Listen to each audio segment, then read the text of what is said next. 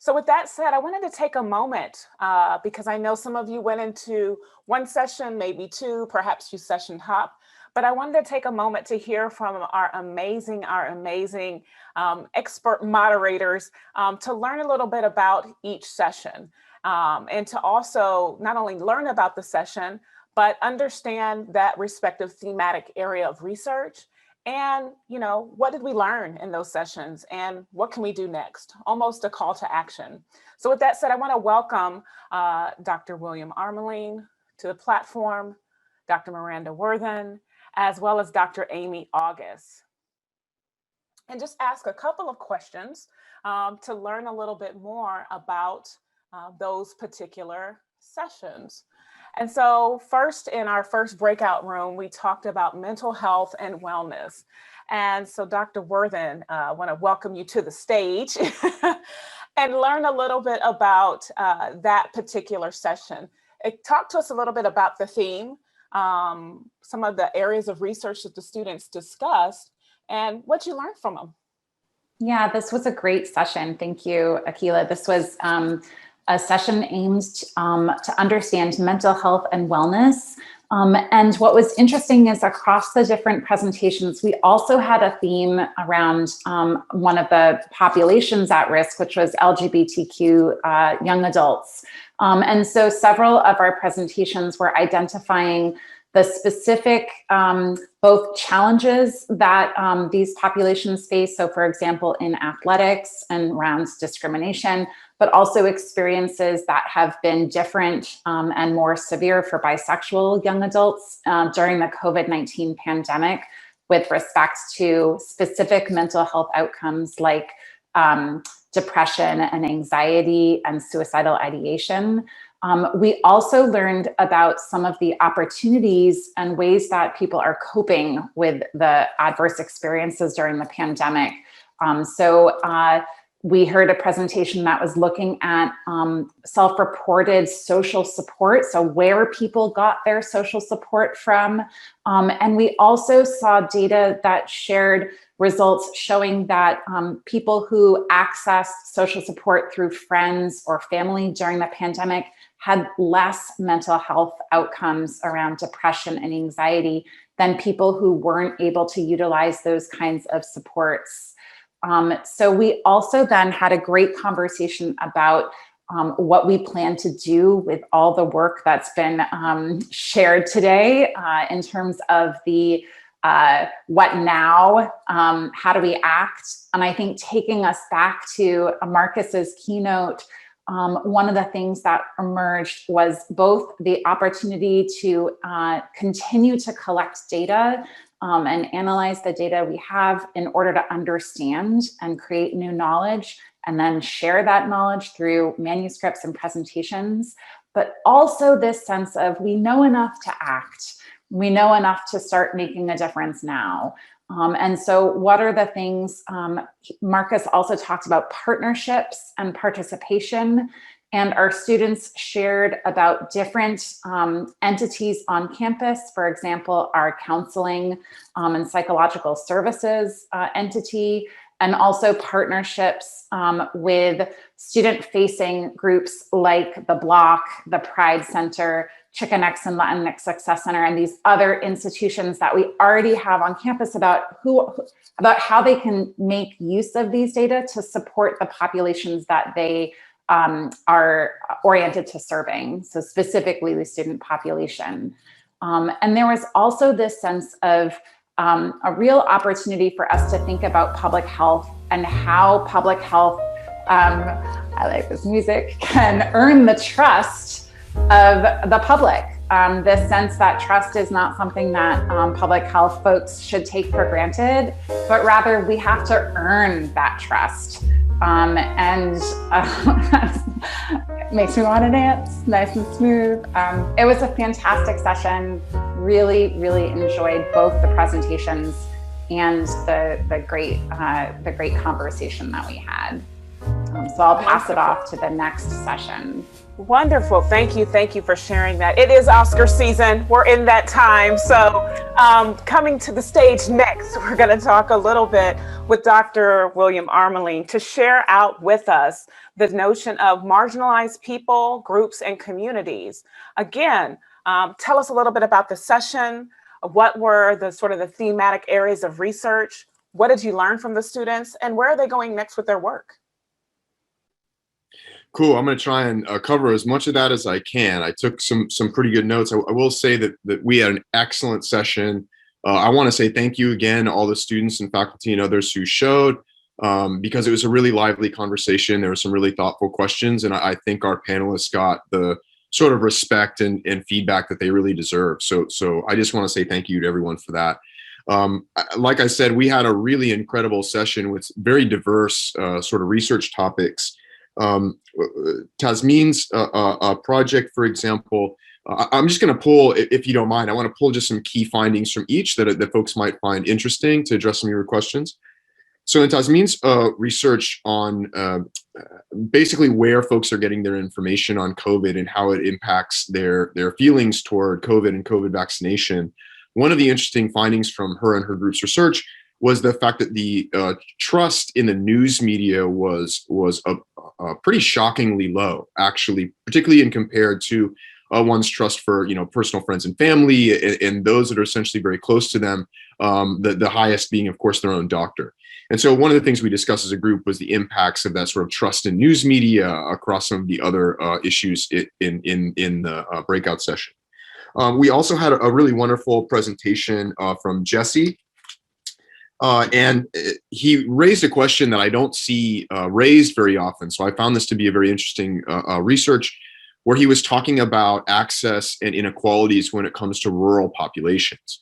And his research I found very interesting, because those of us, so Jesse's in Michigan, and those of us who are in the Bay Area know that the 49ers Stadium has been critical for getting as many people vaccinated as possible. And one of the sort of suggestions of his research is, hey, why can't some of these larger collegiate athletic facilities and some of those larger sort of institutions play a role to get a vaccine more quickly to these rural populations? So we all found that to be a very interesting line of research. We also had Anthony's presentation, where he was able to talk about AAPI hate and this sort of factor when it comes to folks getting vaccines and doing what they need to do to safeguard public health for their communities. And one of the things we discussed was not only sort of the hurdles and challenges to that, but also the chances for solidarity across race and other categories in that struggle, right, for vaccine, for healthcare, to achieve some of these goals. We had an excellent presentation from Evelyn, and one of the things that really popped out from her research was this notion of how the access or the availability of youth sports, first of all, just generally connects to educational inequalities and broader social inequalities, but exacerbates them as well. And to the extent that exacerbates those inequalities, COVID has only weaponized that further and really made that more severe. So we found that to be very interesting, and one might think that youth sports is something minor to be lost during this period of COVID, but she was able to articulate very clearly how critical that was for some of our more needy or disenfranchised populations. We had an excellent presentation from a larger group. Simran Preet was the presenter, but it's a much larger group of students on AI, algorithm, and these sort of new tech, new generation of technology and their impacts on inequality kind of across the board, talking about employment, even talked about dating, which I found interesting, and talking, of course, about criminal justice. And so that actually, I'll leave it at that, because that brought several questions from the group that we got into some conversation.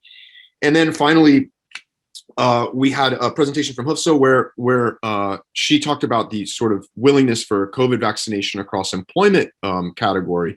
And the most sort of striking finding from that's also been shown in other studies was that actually of all of the essential services, it was healthcare workers that showed the most resistance to getting the vaccine. So we found this to be a very interesting finding as well. So across the board, really fascinating stuff, to be honest with you. There was something really, a nice little jewel, at least, to be picked from each of the presentations. And like I said before, I thought they were really thoughtful questions that followed as well. And thank you for not playing me off with music. I appreciate that. I know I ran a little long too. Hey, thank you, thank you. And again, different nuggets of wisdom that are coming out of each of these amazing rising students and through their work. So continue to support them. Last but certainly not least, our breakout session number 3 on leadership and organizational management with Dr. Amy August. Again, similarly, what was the gist of the particular session? What were some of the thematic areas of research? What did you learn, and what are they planning to do next? Yeah, so we had a really fantastic session with a lot of outstanding presentations as well. And ours really focused in kind of 2 main areas. So while the theme of the session was leadership and organizational management, this session explored it in 2 particular domains. So the area of sport, and then also the area of technology. And so the first 4 presentations really focused on sport, with Alexandria Dribnock's presentation starting us off looking at women in athletic training, and in particular women of color and how they're underrepresented sort of at every stage of the process of becoming an athletic trainer, and how this has negative impacts on, athletes, like diverse athletes who, are often misunderstood by white male trainers because they don't necessarily have the understanding necessary to attend to all the specific needs of that population. So following that, we had we also kind of had a sort of a mini theme there with some of our presentations focusing on females in sport, and just kind of in different capacities and different jobs within sport. So Megan Green was focusing on supporting female athletes who bring forward abuse allegations.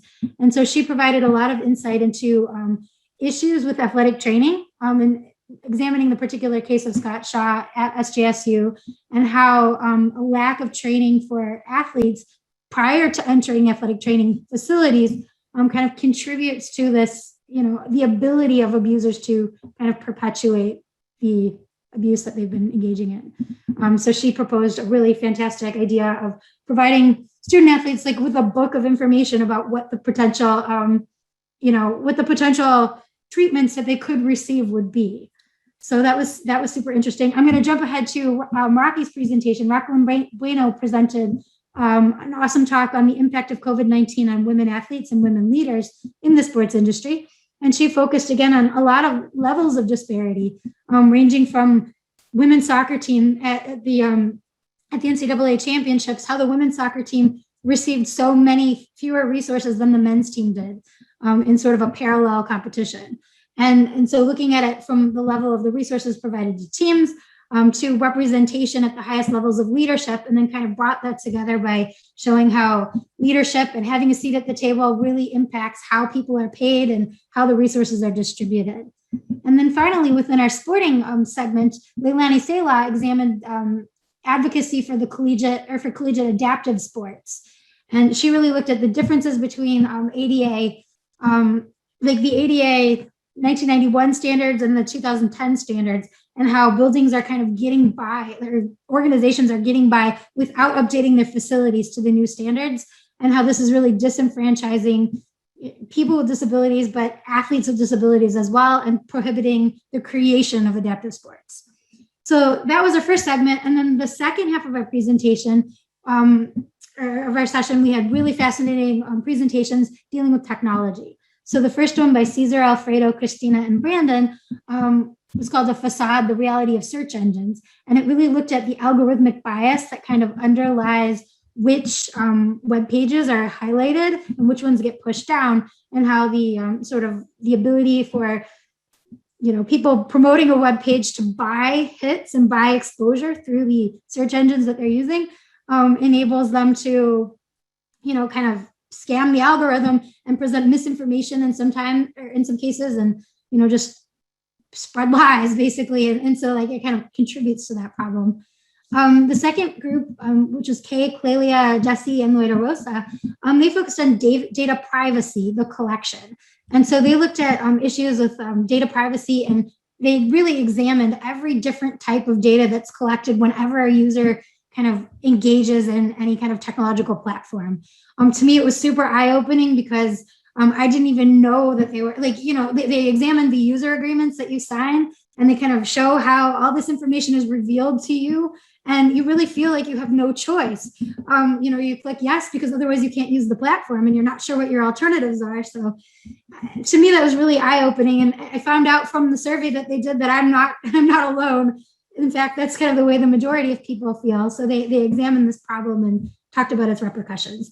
And then finally, the seventh presentation in our session was from Shada, Shalitha, Cindy, and Kiana, and they focused on the gold of Silicon Valley. And really, they're looking at the 5 biggest tech industries in the Silicon Valley, and they kind of examined some of these oversights, like in terms of protecting user privacy and engaging in algorithmic bias and other sorts of infractions. And then they really focused on some of the steps that we could take to remedy these problems and what these big corporations can do to protect user privacy.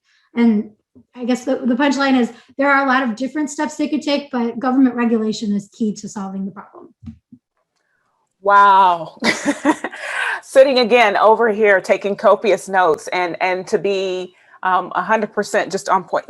The students are amazing. You all that are out there are amazing, coming with such rich, thoughtful ideas and interests. And again, to Marcus' note, you guys are adding to this body of knowledge. You're filling gaps in these spaces. And so let's keep them encouraged, let's surround them and keep moving them towards their ability to promote social justice, social change, and again, human rights. So again, if you're interested in each and every one of these presentations, we invite you to go over to the Institute for the Study of Sports, Society, and Social Change YouTube channel, where you can see each of these amazing presentations in their fullness, understand who these young people are, as well as learn about their calls to action. They've got some great ideas, and we need to continue to look into those.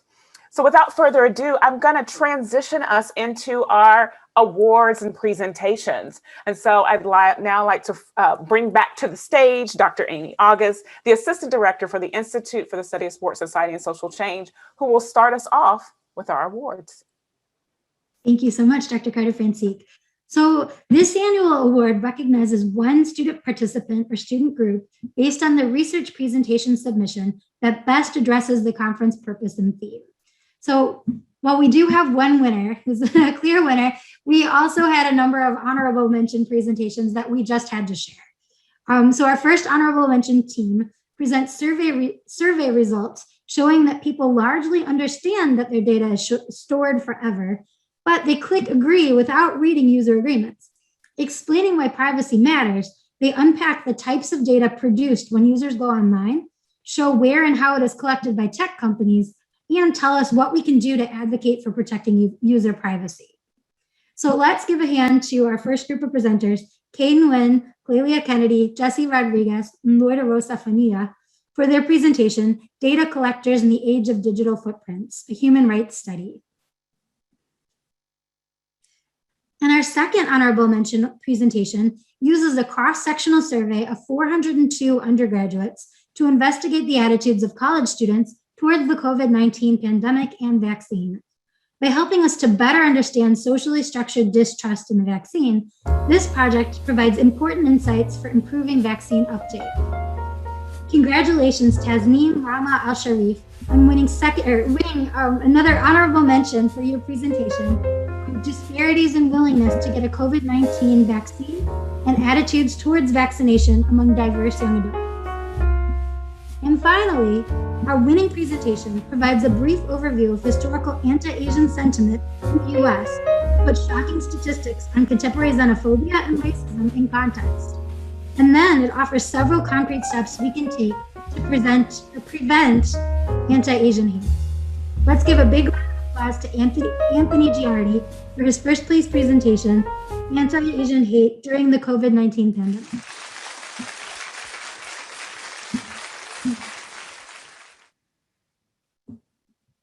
So Anthony, did you have a couple of words that you wanted to say with respect to earning this first annual award?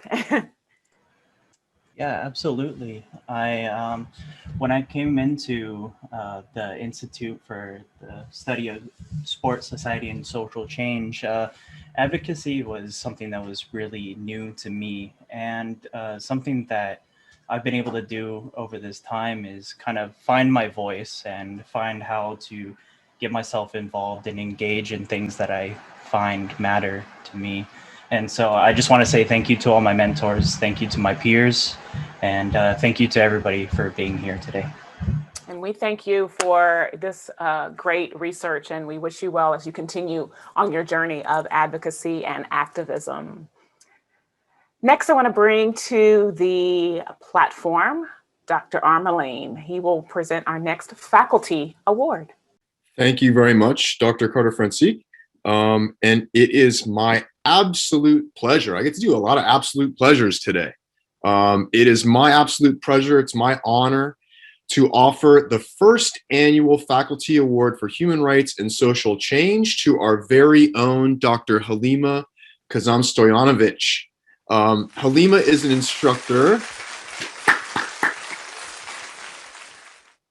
Halima is an instructor for multiple departments at San Jose State University, a seasoned journalist and international human rights reporter, and the first journalism coordinator for the HRI. Halima was nominated for her incredible contributions to building human rights as a vibrant field at SJSU and in the Bay Area. Briefly, Halima was critical in the building of the Human Rights Minor program, where she also teaches.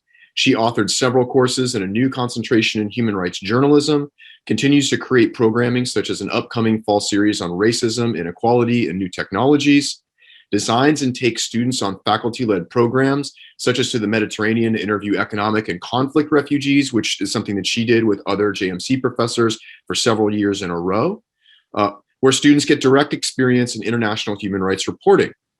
Finally, Halima is launching the new SJSU HRI podcast with full editorial independence called For Human's Sake. And actually, we've already recorded our first episode, and the HRI will be launching that podcast in the coming couple weeks. Please join me in showing some love for this year's recipient, Professor Halima Kazam-Stojanovic.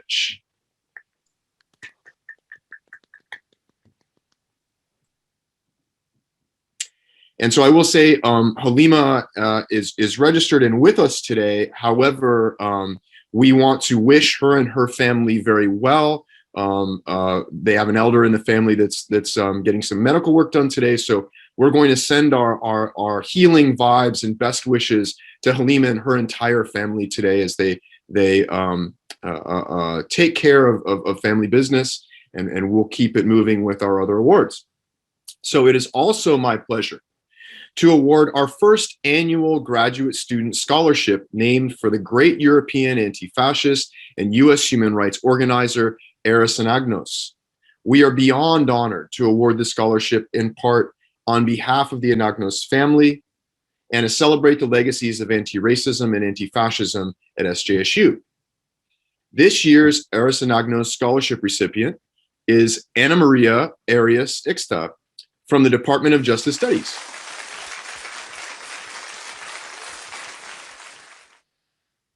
Ana Maria is working with her thesis chair, Dr. Erica Adams, on a qualitative study of the impacts of femicide on both sides of the southern US border.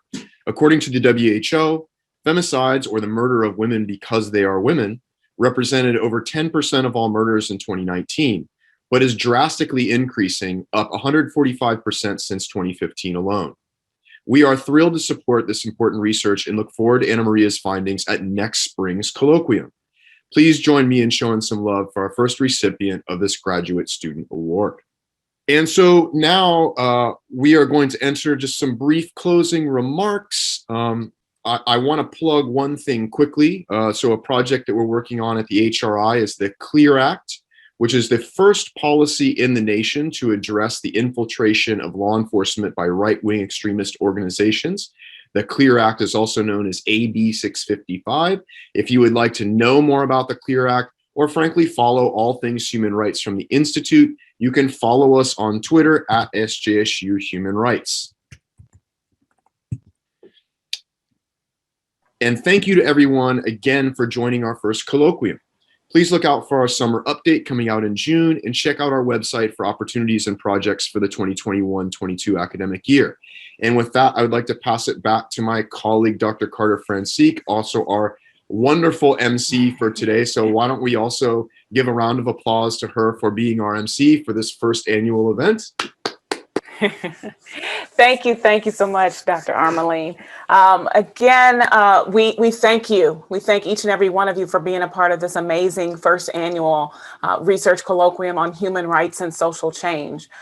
Like my counterpart, we at the Institute for the Study of Sport, Society, and Social Change invite you to check in and see what we're doing at the Institute, to include our monthly webinar platform, our Sport Conversations for Change, and also to check us out on our various social media platforms, to include Facebook, Twitter, and Instagram. It has truly been a pleasure to spend these few hours with you. I can say that I'm inspired by our keynote speaker, encouraged by our student efforts, and as Marcus Durr states, to create new knowledge, and definitely inspired by our awardees to take research, praxis, and rich conversation from what we like to say at the Institute is words to action. So be well and go Spartans. Thank you.